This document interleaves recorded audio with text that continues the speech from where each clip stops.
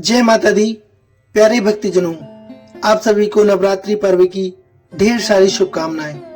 आप सभी का हमारे चैनल पर बहुत बहुत स्वागत है। आज हम आपको बताने वाले हैं नवरात्रि व्रत में पूजा कैसे करें। घट स्थापना के आज 2 शुभ मुहूर्त रहने वाले हैं। वह कौन कौन से हैं आप जानेंगे इस वीडियो में, तो वीडियो को पूरा ही देखिए और वीडियो को लाइक शेयर अवश्य कीजिए। आइए शुरू करते हैं। शारदीय नवरात्रि का हिंदू धर्म में विशेष महत्व होता है। इस दौरान मां के 9 रूपों की पूजा और आराधना की जाती है। शारदीय नवरात्रि में भक्तजन व्रत भी रखते हैं। नवरात्रि में भक्तजन कलश स्थापना करते हैं और घर में देवी दुर्गा की विधि विधान से पूजा अर्चना करते हैं। इस बार शारदीय नवरात्रि 22 सितंबर 2025 सोमवार से आरंभ हो रहे हैं, यानी कि आज इस बार नवरात्रि पर बहुत ही शुभ संयोग बन रहा है। इस बार नवरात्रि 10 दिन की है। ये अद्भुत संयोग लगभग 9 साल बाद बन रहा है। इससे पहले 2016 में भी नवरात्रि 10 दिन की हुई थी।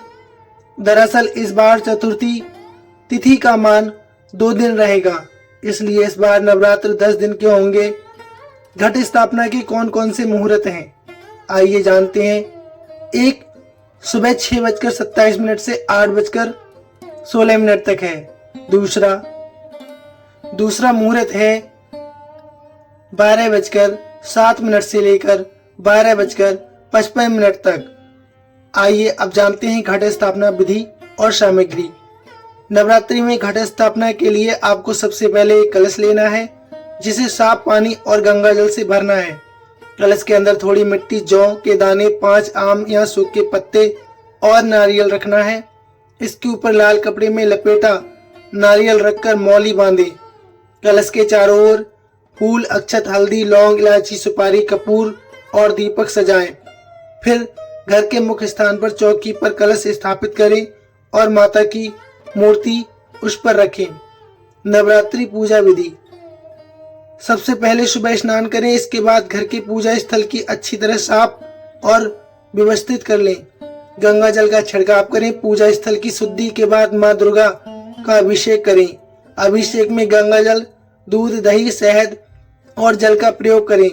अभिषेक करने से न केवल देवी प्रसन्न होती हैं, बल्कि घर में सुख, समृद्धि और मानसिक स्थिरता भी आती है। अभिषेक के पश्चात मां दुर्गा को अर्घ्य अर्पित करें। इसके साथ ही अक्षत, पुष्प और सिंदूर अर्पित करें।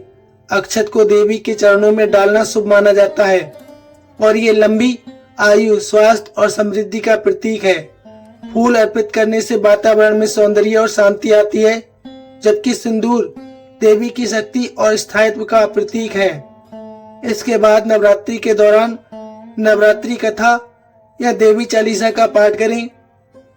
कथा और चालीसा के पाठ से मन का ध्यान देवी की ओर केंद्रित होता है और घर में सकारात्मक ऊर्जा का संचार होता है। इसके बाद दीप और धूप के साथ आरती करें। अंत में मां को भोग अर्पित किया जाता है। भोग में सात्विक फल, मिठाई या हलवा शामिल होता है। भोग अर्पित करने के बाद इसे परिवार के सभी सदस्यों में वितरित किया जाता है। नवरात्रि पूजा सामग्री। गंगा जल, सुपारी, मौली, रोली, जटा वाला नारियल, लाल सूत्र, सिक्का, लाल कपड़ा, फूल, फूलमाला, इलायची, लौंग, कपूर, अक्षत, हल्दी इत्यादि। अब आपको बता दें, इस बार माता दुर्गा हाथी की सवारी पर आ रही हैं, जो कि बहुत शुभ संकेत है। आपको बता दें, पौराणिक मानता है कि हाथी पर आगमन को सुख, समृद्धि और कृषि वृद्धि का प्रतीक माना जाता है। इससे वर्षा प्रचुर मात्रा में होती है, दूध और अनाज की पैदावार बढ़ती है तथा समाज में खुशहाली आती है। वही मनुष्य की सवारी पर प्रस्थान को साधारण माना जाता है। आपको बता दें, महाअष्टमी और महानवमी कब है।